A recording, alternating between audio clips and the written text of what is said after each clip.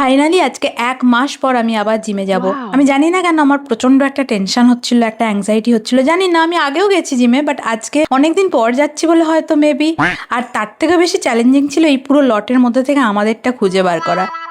আজকে আমি গিয়ে প্রথমে জিজ্ঞেস করলাম যে আমরা লেভেল 1 এক্সারসাইজ আবার করতে হবে কিনা। ওরা বললো না, মাসেল মেমোরি বলে একটা ব্যাপার থাকে, তো আপনারা লেভেল 2 থেকেই স্টার্ট করুন। আমি বলবো না যে আজকে আমরা বিশাল কিছু করেছি, মানে যেটা ধরো একটা সেটে 15টা করে করতে বলা ছিল সেটা আমরা 10টা করে করতে পেরেছি, বাট কোনো অসুবিধে ছিল না, কারণ যিনি আমাদের গাইড করছিলেন ট্রেনার দাদা, উনি বললেন অনেকদিন পর করছি তো কোনো অসুবিধে নেই, আস্তে আস্তে ওটা আগের জায়গায় ফেরত আসবে।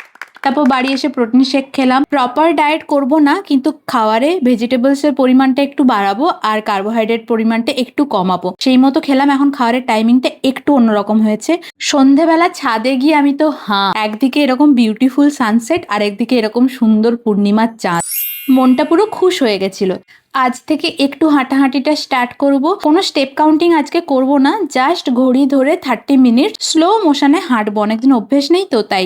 So that is all for today, bye bye.